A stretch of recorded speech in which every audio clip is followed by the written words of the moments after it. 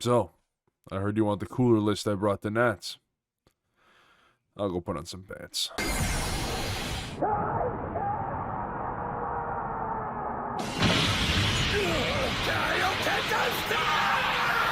Well, we're going to keep this short and sweet.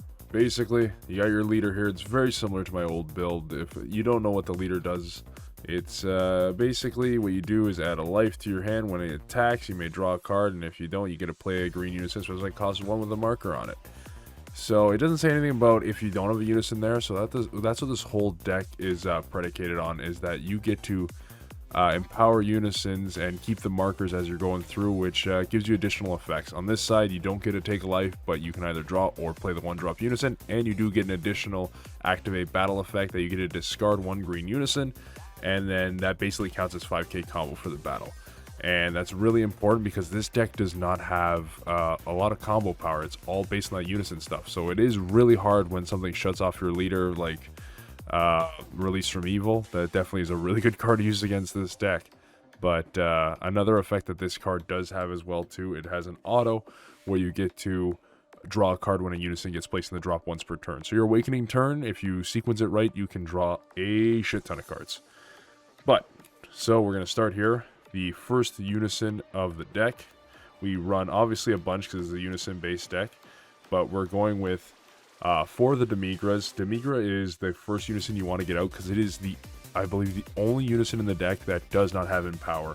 The best thing about Demigra too is he does have that permanent where if he was to lose a marker from an attack, you may take a life instead, which was a lot stronger before we got unison minusing abilities, but it is still super strong, especially for a turn 1 play. Just to have a unison out there and you start your shenanigans going into your turn 2. The best unison in the deck is going to be our next one, the Frieza Galactic Dynasty. Just trying to get the zoom up there. I really slept on this unison when I saw the reveals, but playing it, yeah, this is easily the best unison in the deck. I know a lot of people get scared for the big golden that the deck is known for. So the thing that makes this unison super good and by far one of the best cards in the deck is that it has Empower 3. So it gets to take up to 3 markers from the unison underneath it. So a lot of the times he's played for 4 markers, which especially if you go turn 1, he's only being played for 3 markers, but that's still fine. That's still a big unison right there. He has an auto if you have 3 or more markers on him. When he's played, you get to make your opponent discard 1 card. Typically, if you're going second and it's your turn 1, what you want to do is play Demigra, roll them up to 2 markers, swing 15k, swing with your leader, take a life, play Frieza off of that to get them to discard 1. You'll also draw off your leader's second auto as well too. And basically you'll have a 15k swing, a 10k swing with your leader, and then a 20k swing with Frieza, making them discard 1. And that is almost always what you want to do if you're going second, which is why I like going second with this deck, because it requires a lot less thinking. And you don't even necessarily need to have Demigra, but he's the one where he's basically going to be 15k and you don't need to worry about any other autos that he is losing for being played with only 1 marker on it. Speaking of more autos, we have our next unison up. So Dore, basically he's a 5k, but his +1 brings him up to 10k. Just like the Frieza's +1. The only difference with the Frieza is if he has 3 or few markers on him, he can attack. So that does become a focus for your opponent a lot of the time, which is okay, because then they're not swinging at your life and they dedicate more resources to trying to get out of a unison that's got 4 or 5 markers on it. That's fine by me. The Dore does have an auto as well too. If he's played with 3 or more markers, you get to add 1 cooler for the energy cost of 1 from your deck to your hand. It's nice. It's not horrible if you miss that auto. It's just definitely an extra card to hand, and you're going to draw off a unison going in the drop. It's just plussing, and he's a 15k. So I think Dore is great. Not game breaking, but he is definitely good because those 1-drop coolers actually do help a lot in the deck. Salza is the next one. He is our first counterplay. So you can play this card with a marker on him. You still have to tap 1 for it. But if your leader card is a green Frieza clan card and this card has 3 or more markers on it, when this card is played, choose it to one of your opponent's cards with an energy cost 7 or less in chaos. So it's very, very similar to Charismatic Frieza. Obviously, you have to pay 1 on the counterplay. Charismatic's free, but this doesn't shut off your counterplays for the turn. So you can use him and then Frieza after to wipe 2 cards. And it goes through deflect, right? Because the counterplay is just playing him. It doesn't affect the card. His auto is what affects the card, so he can't KO barrier cards, but he can definitely get through deflect cards, which deflect is the big thing right now ever since the Zenkai block, which is another reason why I went with this deck. I'll explain more with what drove me to playing this deck after.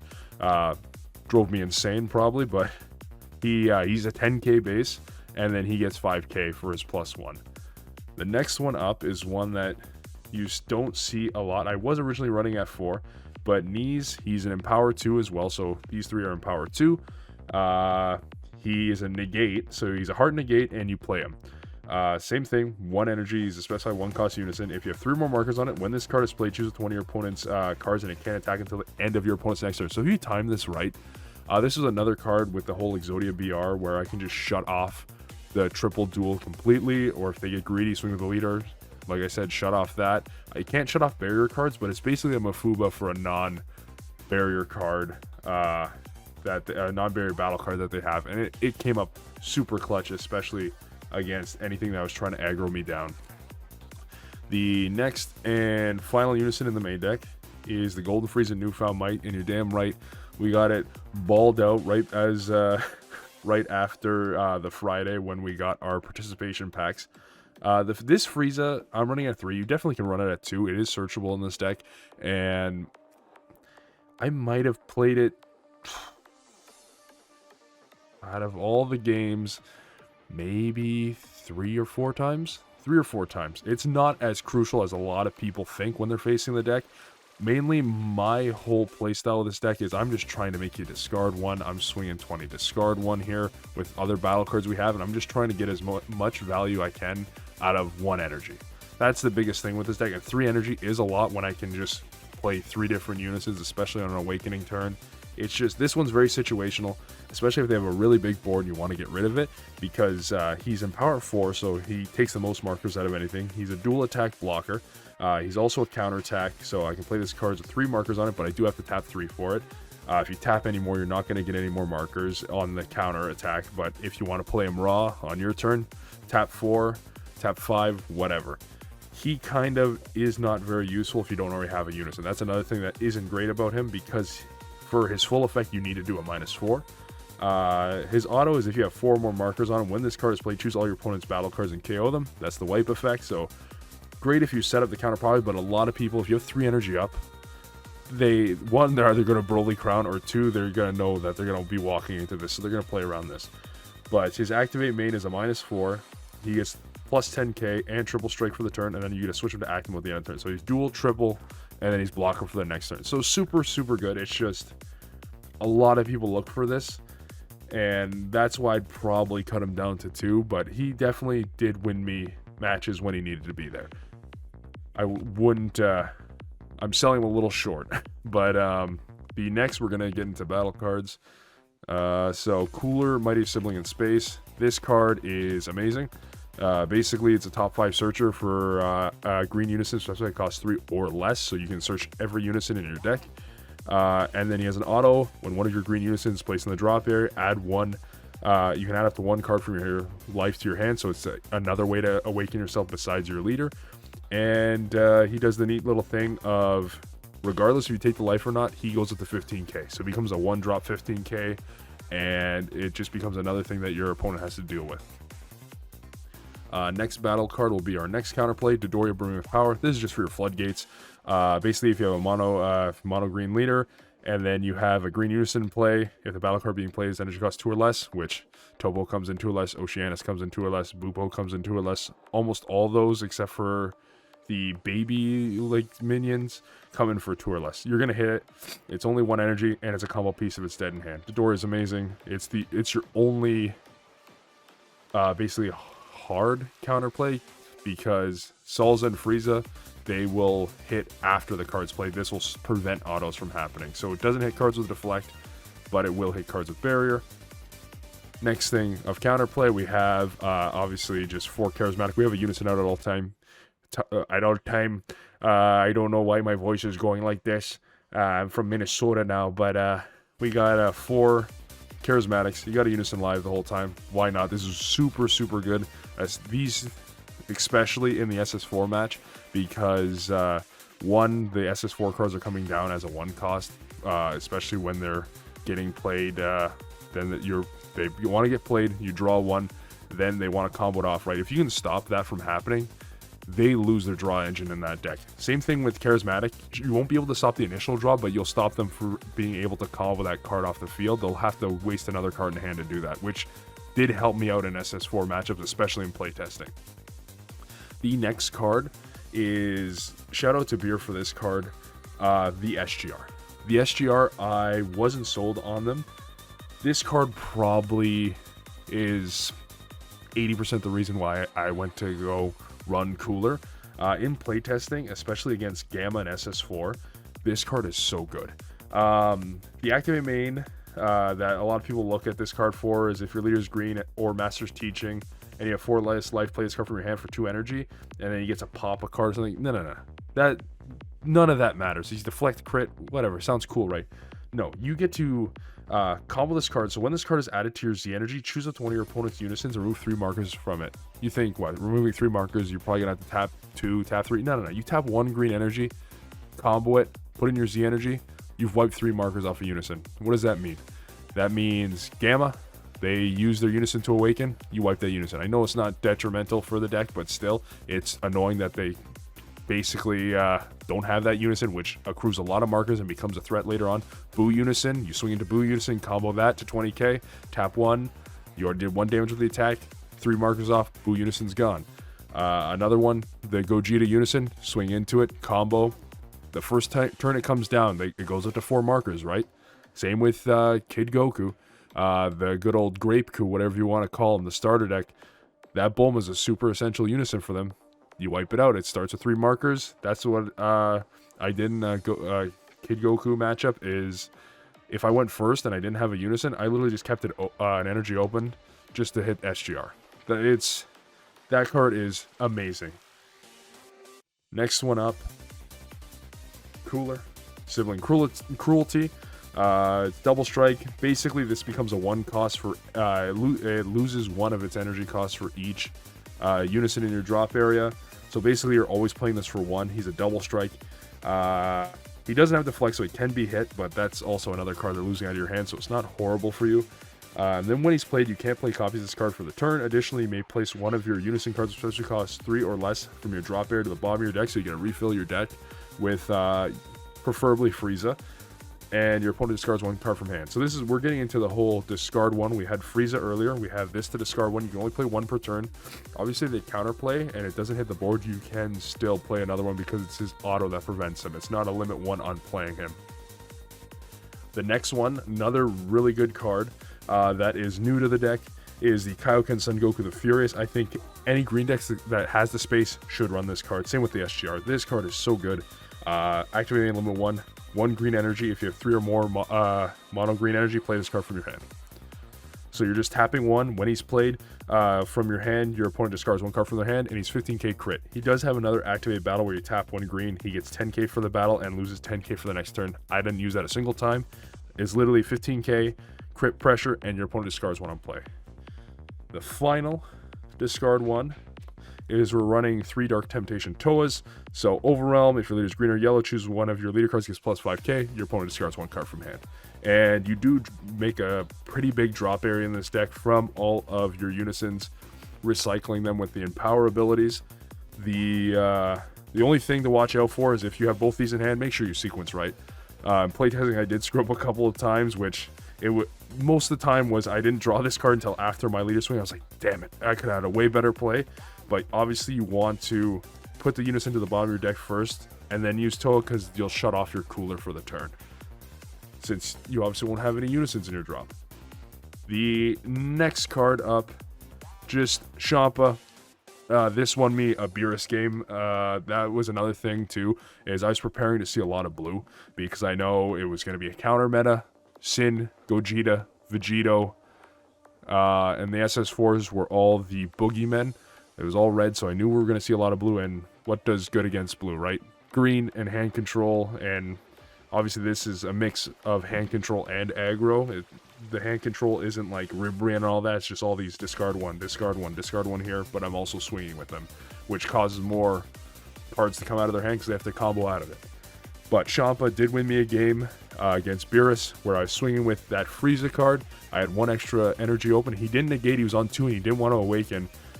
I put Champa, 4 super combos down, and then just activated battle on my leader to pump up my Unison, because you can only pump up your Unison or your battle cards with your leader's activated battle. And it took me game 1. It was great. It was definitely a one of. It does suck seeing early. My first match was against SS4, and my opening hand was 2 of these. One of those, a charismatic, and I think I had a golden free. Like, it was horrible. But I think 3 with the Toa is definitely the number, because you want to be playing her as often as possible. Make them discard 1 and swing 15k, swing 20 with your leader, just to make them have to combo more cards. Champa at 1, you could push them up to 2, but I think that's pushing it. I didn't use it extremely often, but the chance I had it in hand with that was, I think, probably the one and only that it actually took me the game. It also is nice swinging double crit as well. Final battle card here. We have our super combos. So Paragus super combos, draw 2, warp 1. Get out of the way there you can see it. But yeah, the main thing that we're running Paragus is if Paragus is the only card in your hand, he's not dead, right? With a Great Saiyaman super combo, you get the bottom deck first, then draw 2. With Paragus, you get to draw your cards first, then warp after. So it's the best, one of the best super combos in the game. I really can't think of one that tops it. If you're running green, most of the time you're going to run Paragus, maybe Vegeta Lone Prince if you're looking to tap 1 and you have the Bardock Unison or something, you want to do shenanigans. I do really like that Unison as well, but for this kind of build, defending Father Paragus, another thing too, he's always 0-10k, which is great. On to the extra cards. So up, we got our Dorm Potentials. We ran 3 of them. Honestly, between all my matches, 5 of them were blue. I sided out Dormant a lot of the time, just because it wasn't really useful in the blue matchup.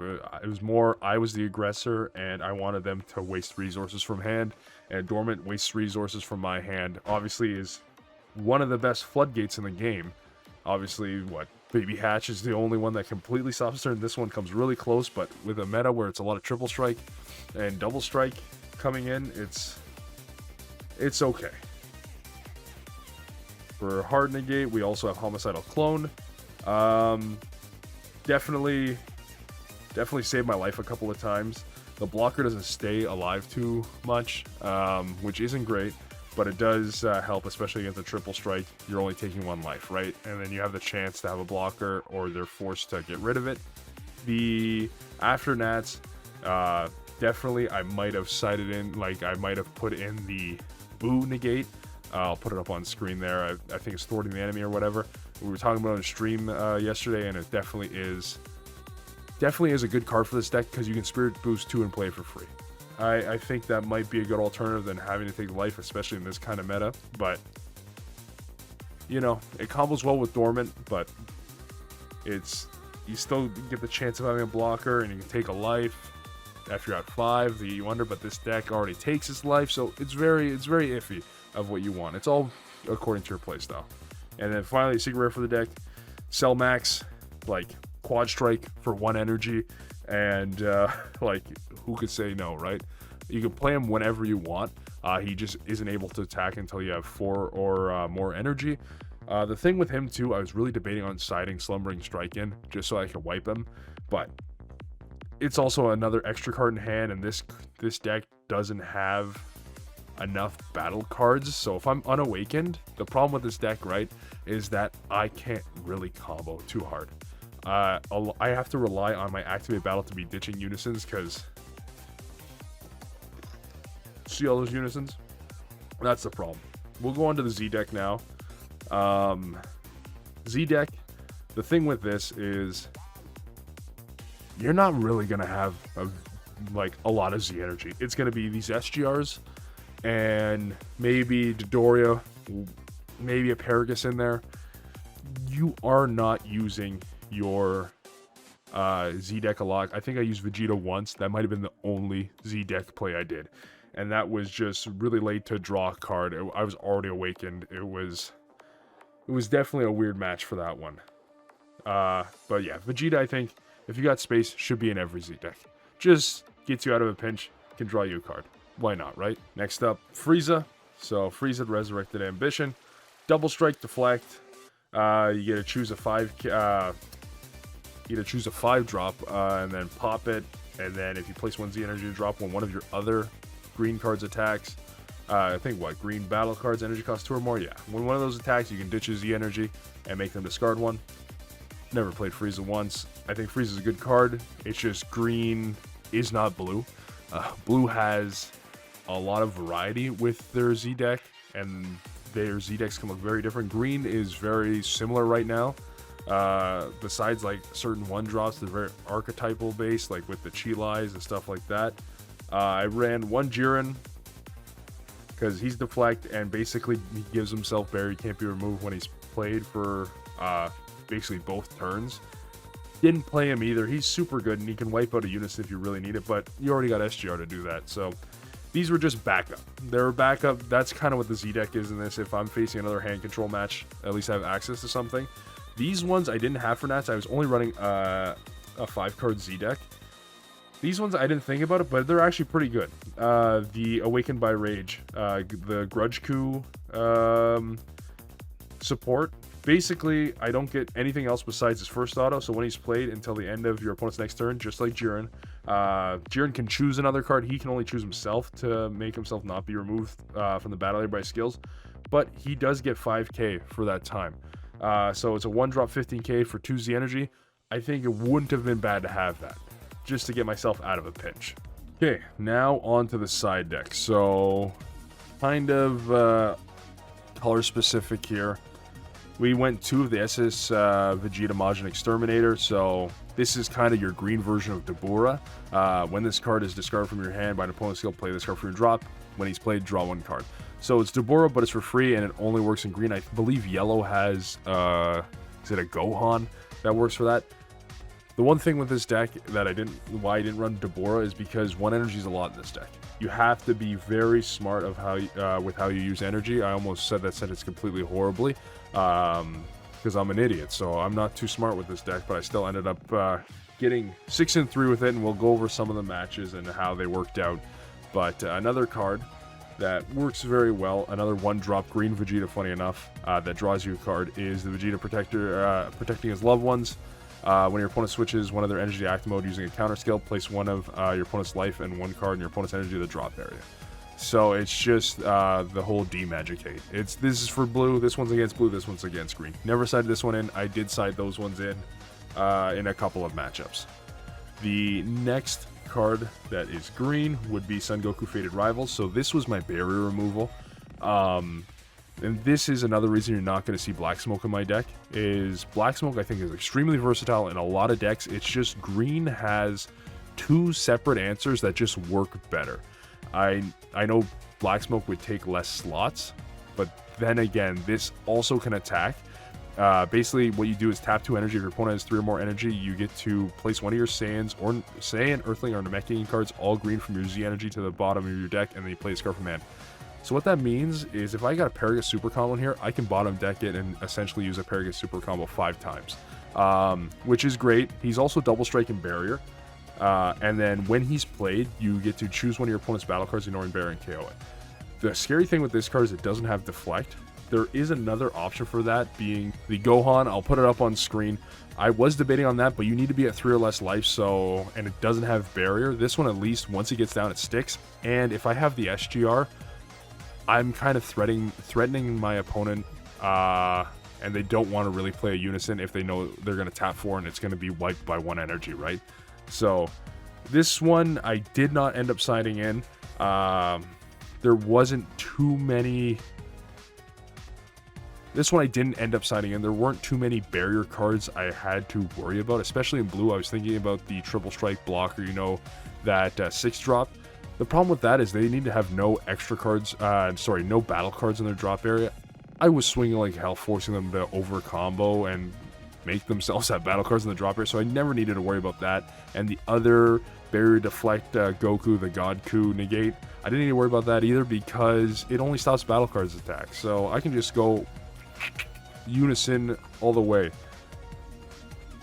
God, I need more cough syrup. But third SGR, because if they didn't have a Unison, this card is pretty useless in my deck. So and if they did have a Unison, I'm siding in 3. I want to make sure I'm seeing that turn 1, turn 2 at the latest, especially if it's a deck that really relies on a Unison.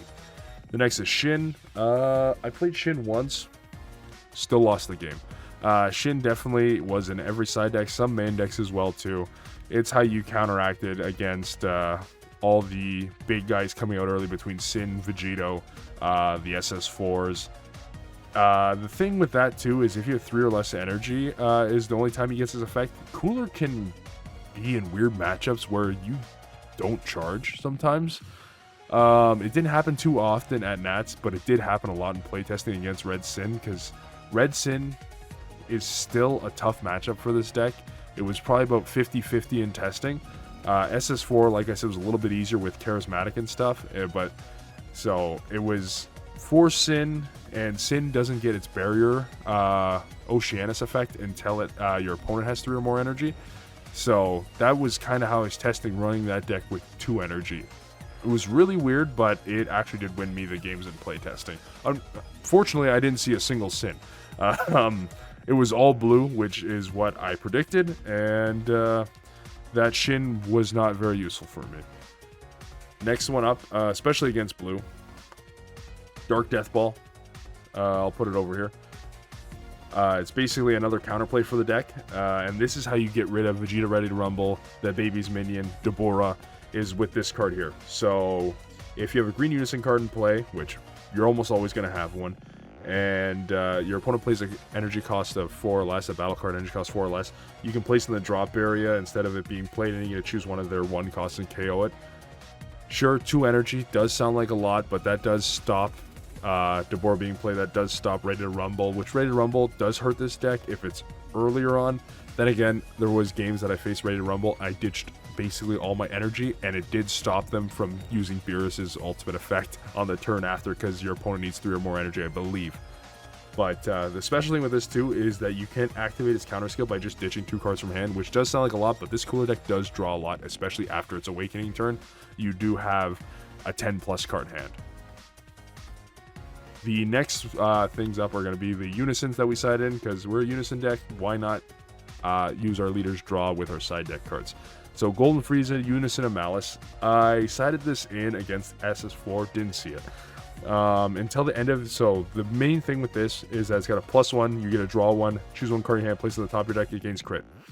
That's not what I have this in here for. I have this for the -2, so you're paying 2, playing it, a Unison goes to drop, you get to draw 1. And then until the end of your opponent's next turn, your opponent can attack with battle cards unless they choose one of their cards with an energy cost 2 or more and place in the owner's drop area. So basically, they're forced to keep removing their own cards to swing at me, so it's a floodgate effect that I can swing with first. Obviously, if you're facing red, I would not swing against it if they have an energy up, because they can just use the Gohan, red Gohan SGR and just minus by 15, and I won't have my markers. Most of the time, you just do the -2 right away, but you do have that option where you can swing. Didn't have it come up because I couldn't find it in my SS4 match. That was probably the main one that I was thinking about it for. This next one, I got to shout out TJ from Vegeta Saiyan Army. He turned me on to this Unison here.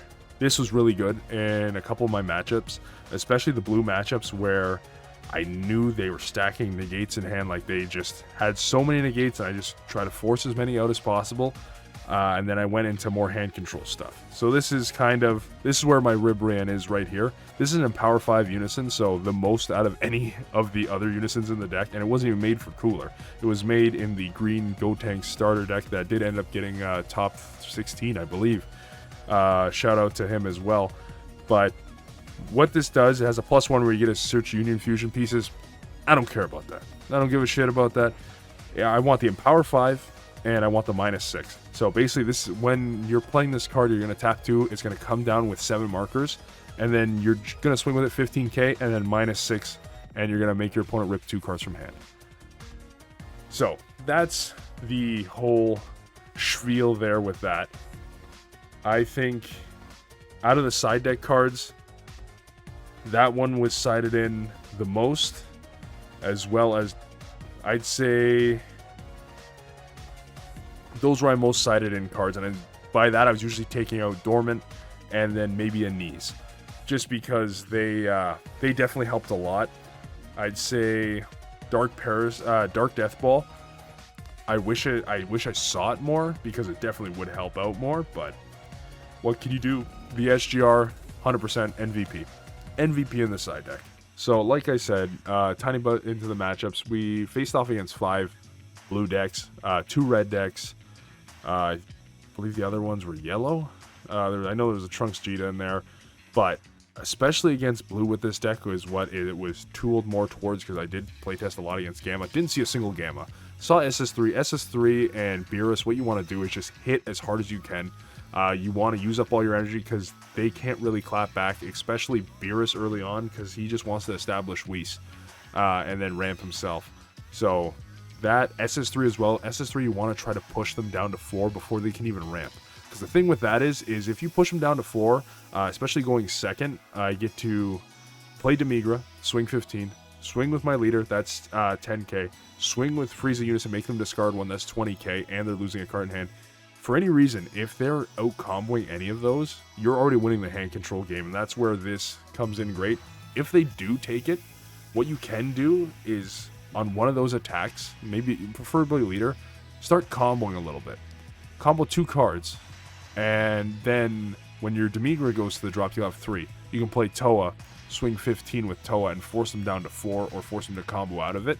Because what that does is they either have to awaken without ramping, or they have to take a life to get that ramp down to 3. And if they're in 3, they're in constant Golden Frieza kill shot zone, which puts them on the back seat. Which that I faced, I believe, 1 SS3, and that's how I did it, and it's definitely a super hard matchup for them. Beerus, same kind of thing. Beerus definitely doesn't need to worry about their life for ramping, but they don't want to waste their awakening turn, and that's what I did with the Beerus player as well, was just try to push as hard as possible so that they're forced to awaken on my turn, which is extra value, and that's what people are going to try to do to you, because your awakening turn in this deck, especially if you do it turn 3, is lethal. You can make them discard like 4 or 5 cards, and you're just swinging like hell. It's disgusting, and I love it, and that's the main reason why I brought this. I'm more comfortable with this kind of play style, and I didn't want to kind of fall prey to blue, because I knew there was going to be a lot, and I'm glad that I ended up facing a lot more blue than red. But that's the deck profile. It's a lot longer than I thought it was going to go, and yeah, see you in hell.